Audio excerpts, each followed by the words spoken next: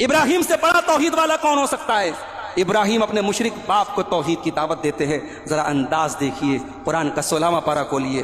وَاذْكُرْ فِي الْكِتَابِ إِبْرَاهِيمَ إِنَّهُ كَانَ صِدِّيقًا نَبِيًّا إِذْ قَالَ لِأَبِيهِ يَا أَبَتِ لِمَ تَعْبُدُ مَا لَا يَسْمَعُ وَلَا يُبْصِرُ وَلَا يُغْنِي عَنْكَ شَيْئًا.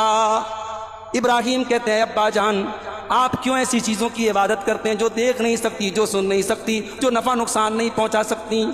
یا ابت انی قد جاءنی من العلم ما لم یأتک فاتبعنی اہدک صراطا سویا.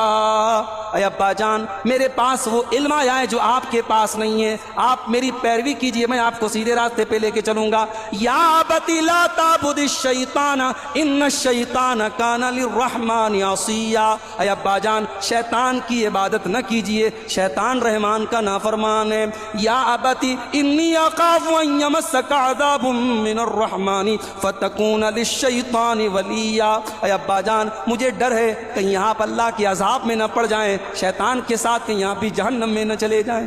اللہ، باپ مشرک ہے، باپ بتوں کا پجاری ہے، اور ابراہیم ابا جان کہہ کے کتنے ادب سے بات کر رہے ہیں، کتنی تمیز سے بات کر رہے ہیں. اور باپ جواب کیا دیتا ہے؟ قال راغب انت عن آلہتی یا ابراہیم لئن لم تنتہی لارجمنک وہجرنی ملیا. اے ابراہیم خبردار میرے معبودوں سے دور ہونے کی بات نہ کرنا، اگر تو نے ایسی بات کی تو کان کھول کر کے سن لے، میں تیرا باپ تجھے جان سے مار دوں گا، پتھروں سے مار مار کے ختم کر دوں گا، دور ہو جا میری نظروں سے. بیٹا ابا جان کہہ کے بات کر رہا ہے، اور باپ کتنی بدتمیزی سے بات کر رہے ہیں. ایک جملہ بولوں میں، ہمارے یہاں جو گھر بگڑتے ہیں نا، ہمیشہ چھوٹوں کی بدتمیزیوں سے نہیں بگڑتے. گھروں کے بگڑنے کی وجہ کبھی کبھی بڑوں کی ہٹ درمی بھی ہوتی ہے. گھر ہمیشہ اولاد کی نافرمانیوں سے نہیں بگڑتے. گھروں کے بگڑنے کی وجہ بہت سارے موقع پر ماں باپ کی اور بڑوں کی ضد اور ان کی ہٹ دھرمی اور ان کے غلط فیصلے بھی ہوتے ہیں.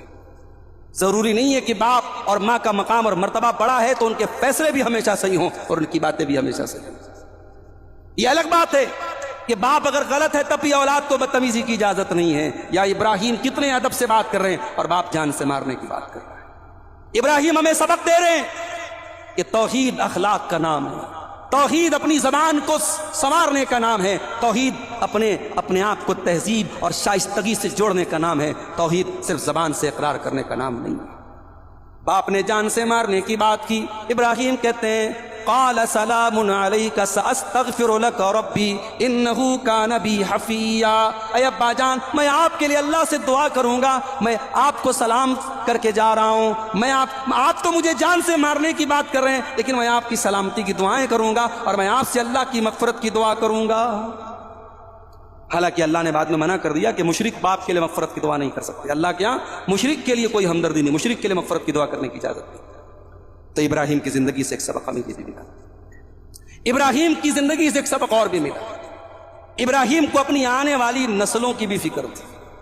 اپنے لیے جی لیے تو کیا جی لیے بھائی، اپنی اولاد کی بھی فکر کرو، اپنی آنے والی نسلوں کی فکر کرو.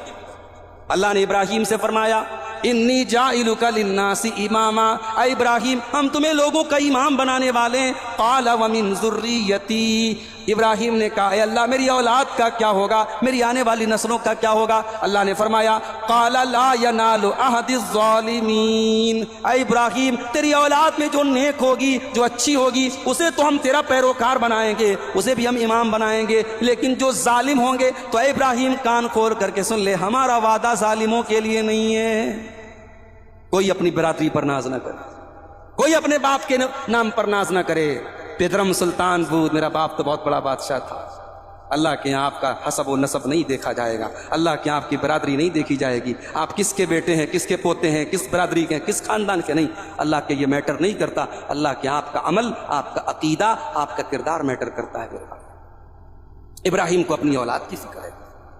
ابراہیم جب اپنے دودھ پیتے بچے اسماعیل کو اور بیوی ہاجرہ کو جب چھوڑ کے جا رہے تھے مکہ میں، کچھ دور آگے بڑھے، جب بیوی بچے نظروں سے اوجھل ہو گئے تو ابراہیم دعا کرتے ہیں ربنا انی اسکنت من ذریتی بواد غیر ذی زرع عند بیتک المحرم ربنا لیقیموا الصلاۃ.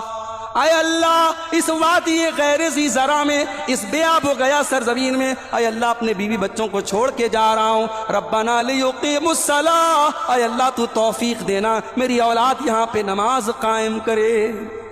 اللہ اکبر۔ دعا اتنے درد سے کرو کہ اللہ ناممکن نظر آئے اور پھر بھی اللہ دعا کو قبول کرے۔ ابراہیم نے ایسی دعا کی کہ آج ہزاروں برس گزر گئے، دنیا میں کہیں نماز ہو رہی ہو چاہے نہ ہو رہی ہو، وہ خانے کعبہ اور اس کے آس پاس 24/7 24 گھنٹے اللہ کا نام لیا جا رہا ہے، نماز چل رہی ہے، طواف چل رہا ہے۔ اپنی اولاد کے لیے دعا کی تھی ابراہیم۔ اور ایک جگہ اور دعا کرتے ہیں، رب اجعلنی مقیم الصلاۃ ومن ذریتی ربنا وتقبل دعا، اے اللہ مجھے بھی نماز قائم کرنے والا بنا دے، میری اولاد کو بھی نماز قائم کرنے والا بنا دے۔ اولاد کی بھی فکر ہونی چاہیے میرے بھائیوں، ابراہیم نے ہم کو یہ سبق دیا۔ ہمارے یہاں joint family system, separate family system چلتا ہے۔ لوگ پوچھتے ہیں مولوی صاحب جوائنٹ فیملی سسٹم کی اسلام میں کیا حیثیت ہے؟ کیا اسلام میں بچوں کو ماں باپ کے ساتھ رہنا چاہیے یا الگ رہنا چاہیے؟ تو جواب سن لیجیے، ہمارے ماحول میں جو جوائنٹ فیملی سسٹم ہے یہ صحیح نہیں ہے، لیکن ہمارے ماحول میں جو سپریٹ فیملی سسٹم ہے وہ بھی صحیح نہیں۔ جوائنٹ کا مطلب کیا ہے؟ ماں باپ بچے شادی کے بعد سب ساتھ میں رہ رہے ہیں، دیور بھابھی کے بیچ میں کوئی پردہ نہیں ہے، جیٹ اور بھاوج کے بیچ میں کوئی پردہ نہیں ہے، کزن جو چچا کے لڑکے ہیں، بڑے ابا کے لڑکے لڑکیاں جوان ہو گئے ان کے بیچ میں کوئی پردہ نہیں ہے، پردے کی تو واٹ لگ جاتی ہے۔ اس کے بعد پرائیویسی نام کی کوئی چیز نہیں۔ شوہر کو بیوی کے لیے کوئی چھوٹی موٹی بھی کھانے کی چیز لے کے جانی پڑے تو چھپا کے لے کے جانا پڑتا ہے۔ دنیا کی سب سے خطرناک اسمگلنگ کیا ہوتی ہے؟ جو بہو کے کمرے میں بیٹے کو کھانے کا سامان لے کے جانا پڑے، جوائنٹ فیملی سسٹم۔